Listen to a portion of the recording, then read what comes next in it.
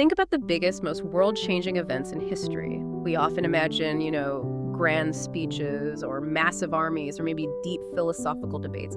But sometimes really huge change. It's sparked by the smallest, most essential things. We're talking about a cold morning in 1789 Paris. A mother goes to the bakery, maybe, but the price of the daily loaf is just too high. She cannot feed her children. That moment, that feeling of just absolute immediate scarcity, it didn't just lead to one hungry family. No, it ignited this fury that spread so fast, leading to thousands marching, demanding change, and eventually, tearing down a monarchy that had stood for centuries. Welcome to the Deep Dive. Our mission today is to really look closely at our sources and uncover exactly why. Why did something as seemingly simple as the cost, the availability of bread become the absolute trigger, the tipping point for the French Revolution? We're doing a deep dive into microhistory, those small personal details of daily survival that can force massive political shifts. And to guide us through this pretty intricate story and help us connect the grain fields to the palace walls, we have an expert guide who specializes in synthesizing these kinds of hidden historical details. It really is fascinating because historians often focus on the big ideas, don't they? Liberty, equality.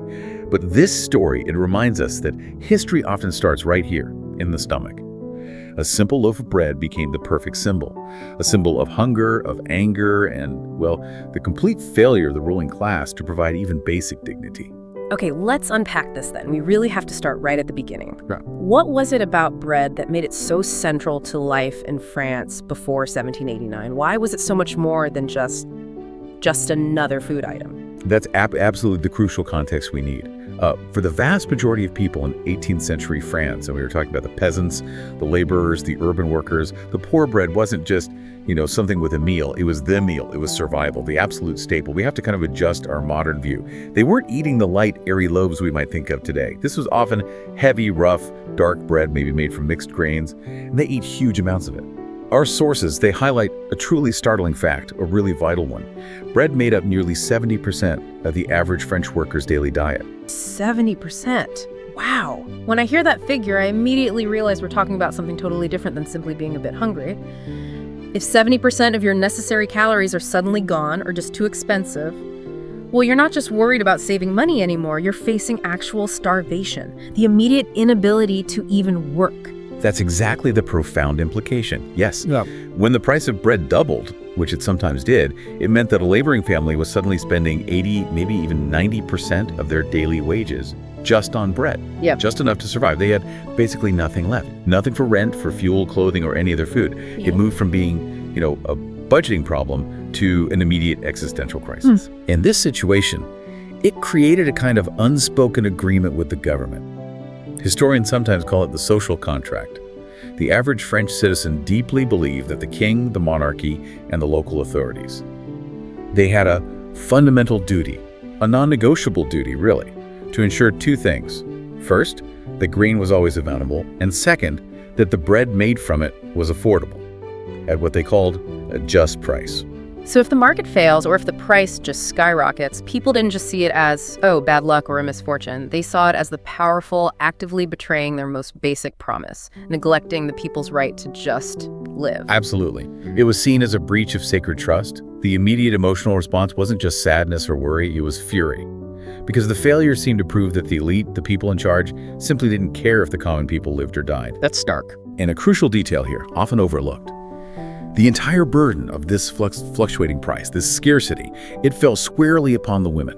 They were the ones responsible for managing the household budget, for purchasing the essential bread every single day. They were the ones standing in the long lines, arguing with the bakers, maybe accusing them of hoarding, and then having to go home and face their starving families. When shortages occurred, the impact was immediate, it was personal, and it struck right at the core of family stability. You could say the marketplace became the front line of the revolution long before the streets did. Right. It puts the whole conflict into such a visceral daily framework. It's not abstract at all. So, we have this population totally reliant on a single fragile food source and a government they expect to guarantee that supply.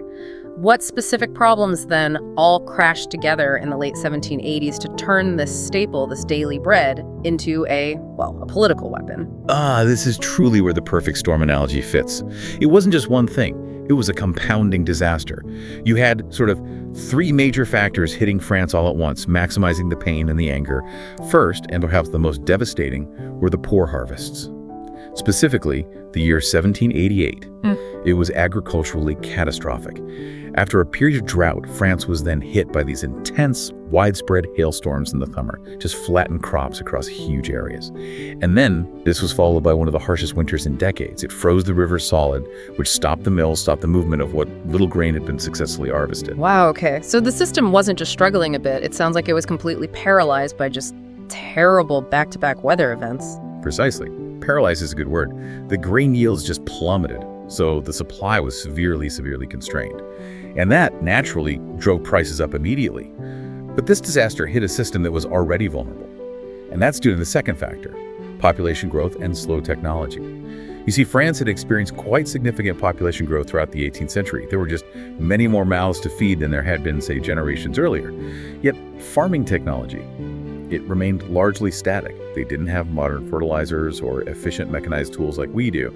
So when you combine that high demand with a fixed, fragile supply system, well, any shock, like the 1788 hailstorms, leads to runaway price hikes. So the population was kind of pressing right up against the limits of what the land could sustain, making any failure, any bad harvest, just exponential in its consequences.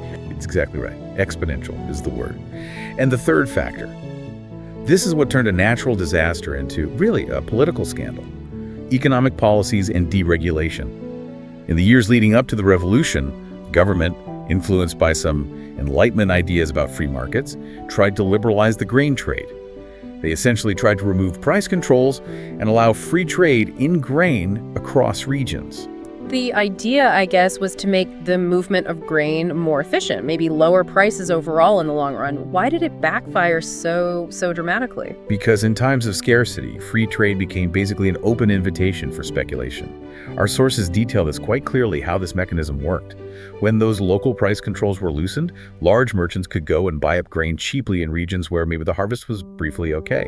But instead of selling it immediately to feed the local population there, they would hoard it. They'd transport it slowly, maybe keep it in storage, just waiting for news of shortages elsewhere to get worse. So they're gambling on misery. They were speculating, yes, gambling that the price would go up even higher in a few weeks or months. By waiting, they stood to profit immensely. But in doing so, they artificially cut off the immediate supply to the people who desperately needed it just to survive that day. To the ordinary starving person, this didn't look like an economic policy error. It looked like pure organized malice. Yeah, that distinction feels absolutely key. When people are starving and they see merchants filling up their storehouses, it just confirms that suspicion, doesn't it? That the scarcity is intentional, designed to enrich a few people at the expense of everyone else. And that brings us straight to the fourth, and perhaps the most infuriating factor, gross inequality in taxation. The ordinary worker wasn't only facing these skyrocketing speculative bread prices, they were simultaneously shouldering a really crushing tax burden. Think about their daily budget. The common people paid high taxes on their land, if they had any, on their labor, and on basic necessities like salt, the infamous gabelle. Meanwhile, the aristocracy and the clergy, the wealthiest segments of society, by far, were largely exempt from paying these crucial direct taxes. So let me get this straight.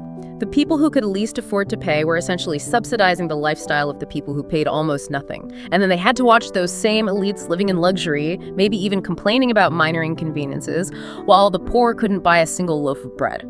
That turns economic strain into just profound moral outrage, surely. It absolutely does. Moral outrage is exactly the right term.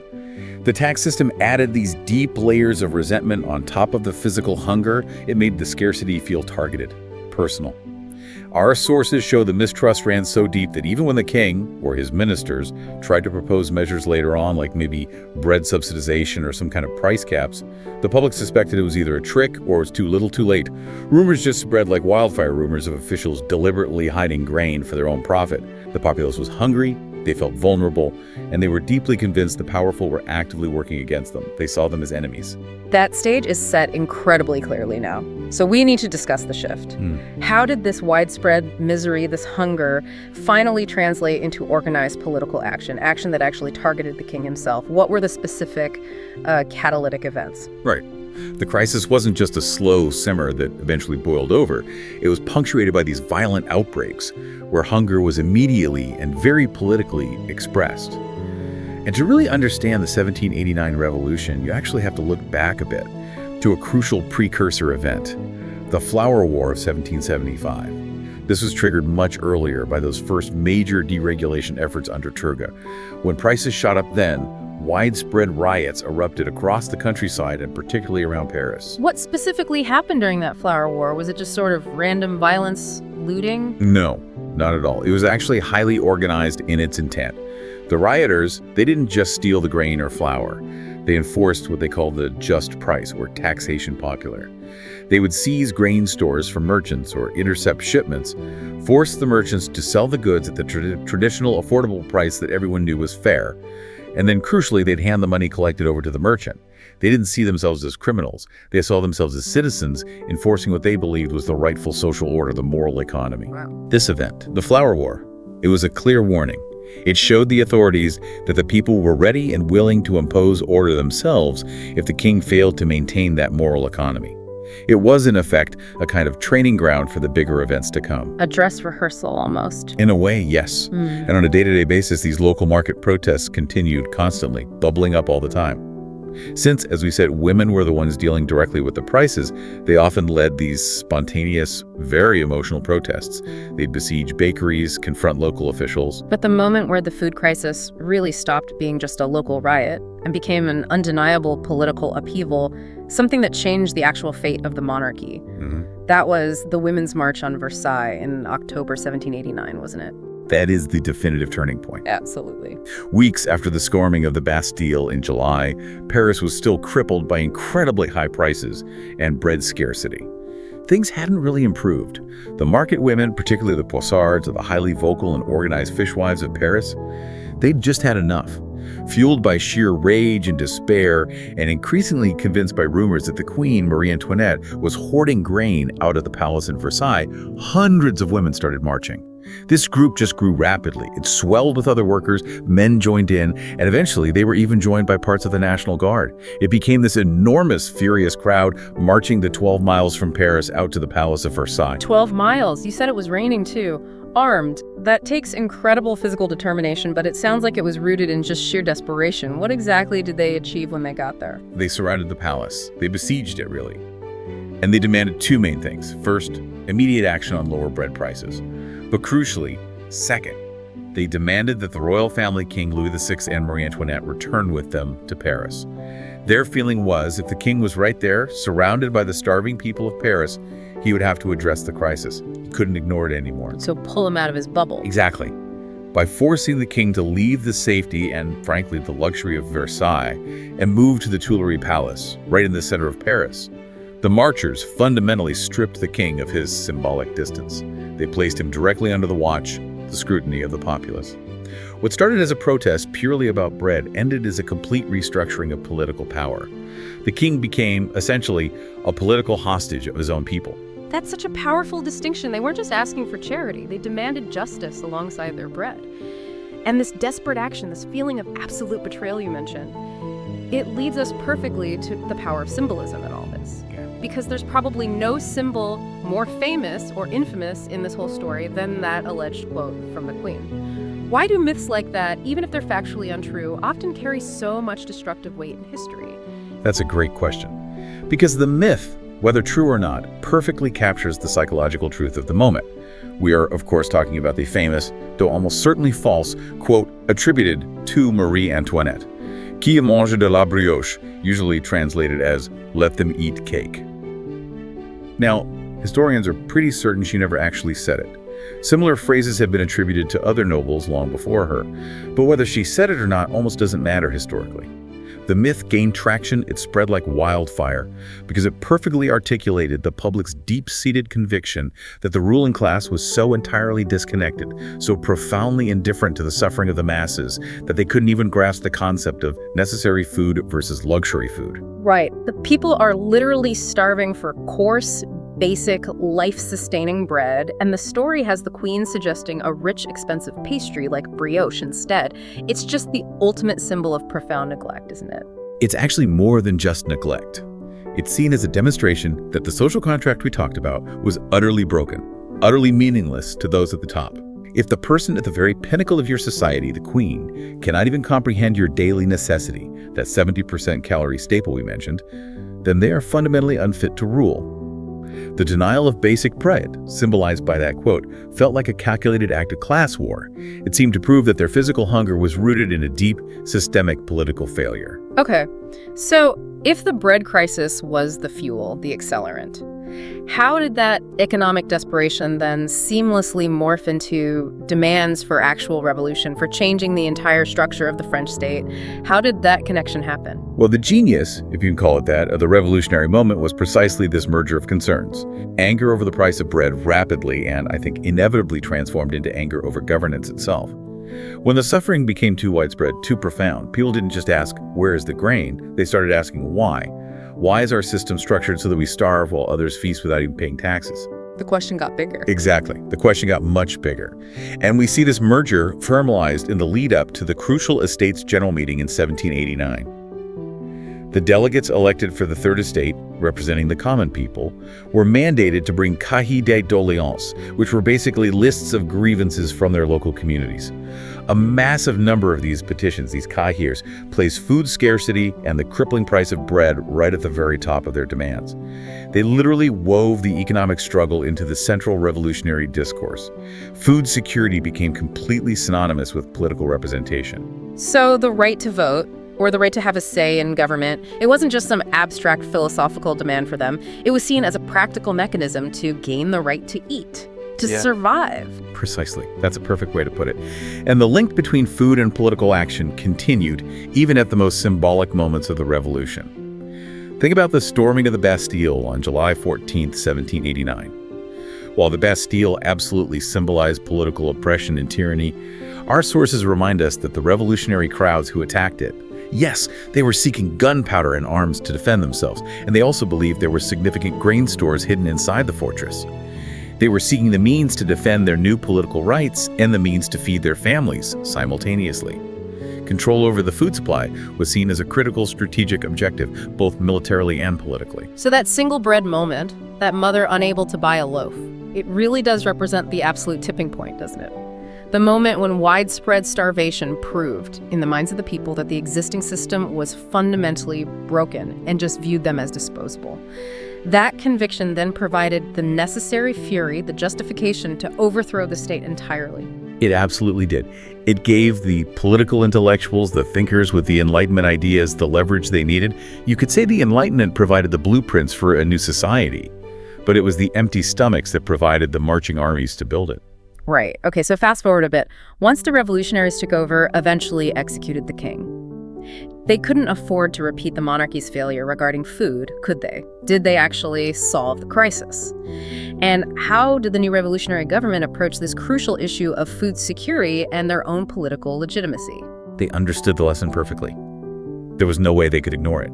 The new revolutionary leaders, figures like Robespierre, they knew that failure on the bread issue would lead them to the guillotine, just as surely as it had led King Louis there. Guaranteeing food became absolutely essential for their own political survival and for the legitimacy of the new republic. So they immediately instituted quite radical new policies. They established centralized government control over grain distribution. They set strict price ceilings on essential goods, the famous law known as the maximum. And they imposed harsh new laws designed to stop merchant hoarding and speculation. They really turned bread into a tool of revolutionary governance. Were there specific, maybe iconic policies or symbols around bread itself that helped solidify this new legitimacy, something people could see every day? Yes, absolutely.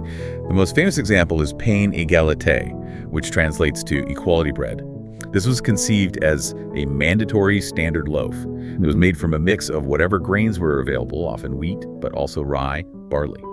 The revolutionary government actually passed laws banning bakers from making any other kind of bread, particularly the fine, expensive white bread that had been favored by the aristocracy. That's a fascinating detail. So it wasn't just about providing any food, it was about ensuring that everyone, regardless of their wealth or former status, ate the same basic, necessary sustenance.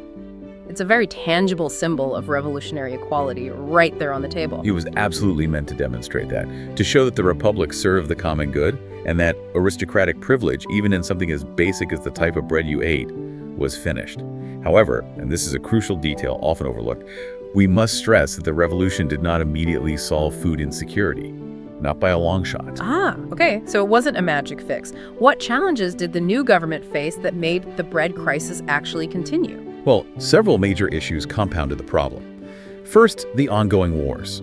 France was at war with most of Europe, and these wars severely disrupted internal supply lines and, crucially, blocked vital grain imports that France sometimes relied upon, especially after bad harvests. Second, you had runaway inflation.